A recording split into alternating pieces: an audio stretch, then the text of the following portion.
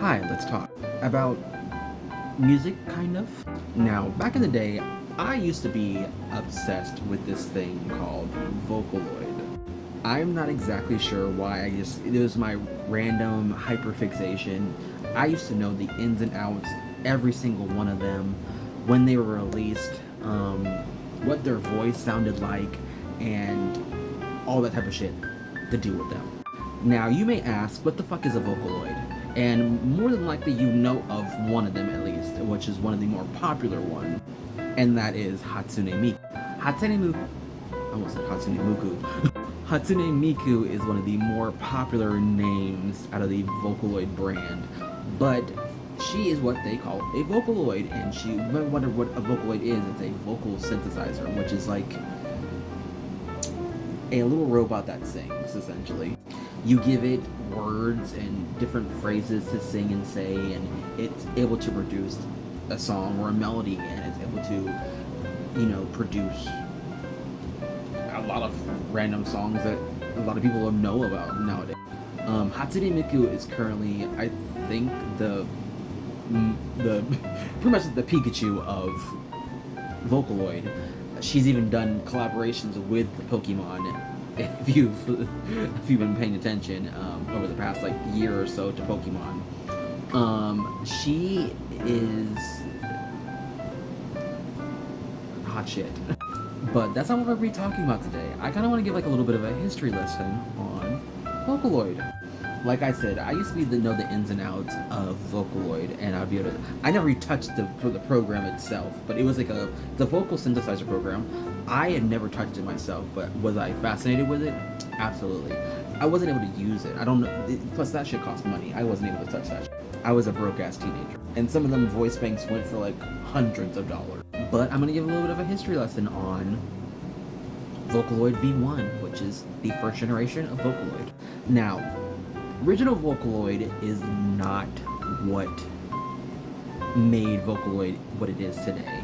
It definitely it kind of gave it the jump pad, but no one really knows a lot about the first group and section of Vocaloid, which is the original Vocaloids. There are about 5 of them, and not many people knew the intended use they were supposed to be used for originally. Originally, they were made to fill in vocals or kind of fit in the empty space for certain things, and they were made to talk, text to speech type of things. They were made to be voice banks to use.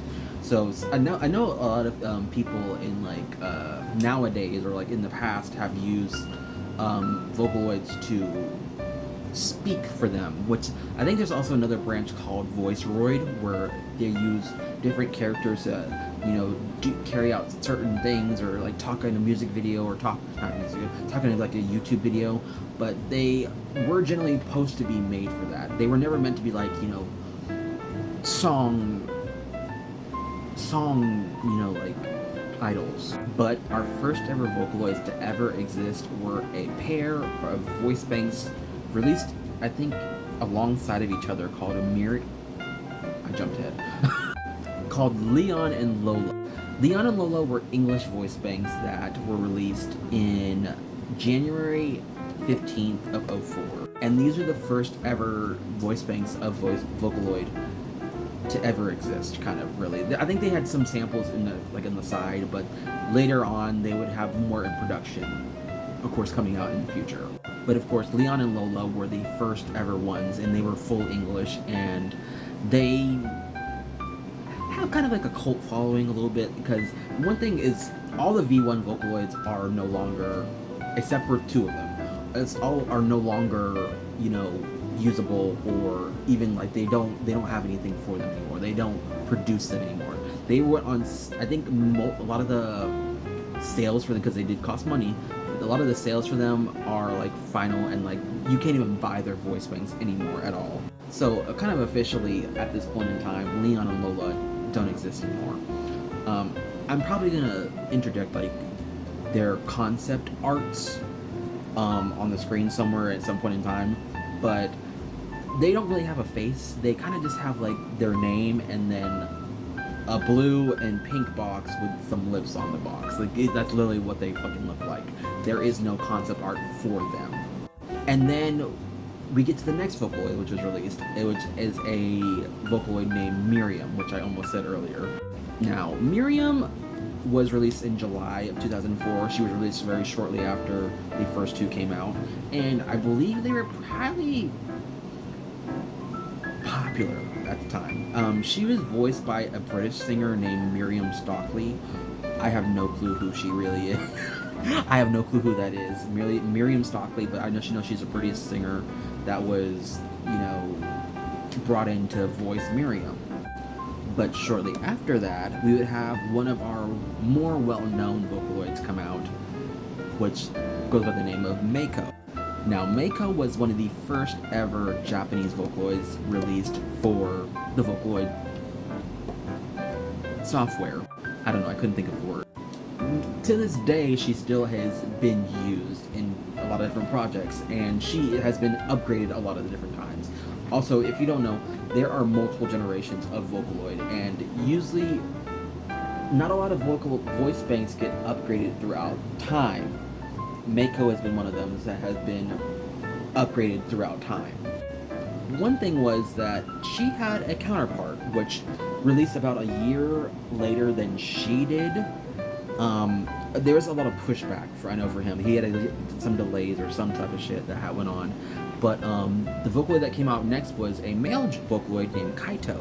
Now, I'm sure these two, they have a game called Project Diva where they show off usually a lot of these different Vocaloids, which Mako and Kaito are one of them, two of them, whatever. He is usually the counterpart that most people see with Hatsune Miku, and a lot of people pair them off a lot of the time.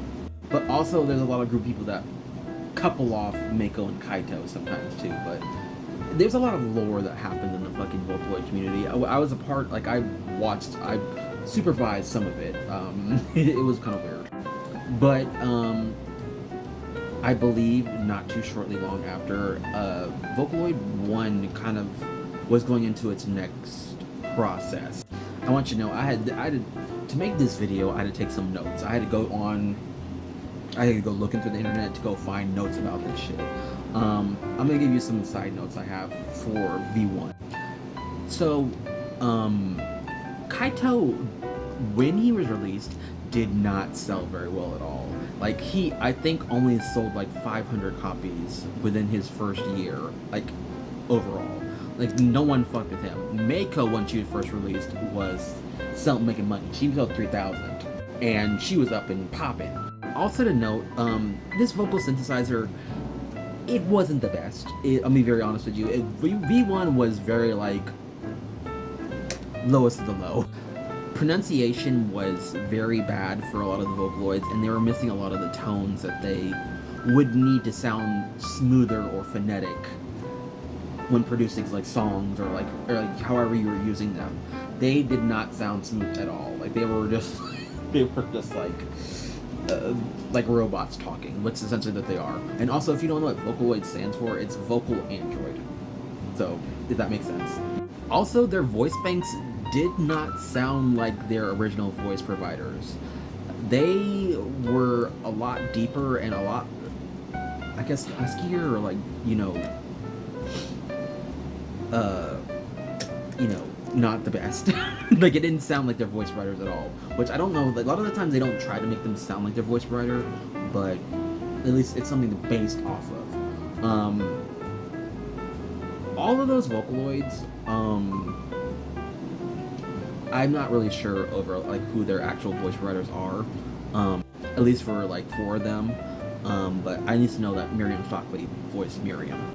But that was my first little part on Vocaloid. If you want to keep watching, I'm going to give a little more of a history on Vocaloid.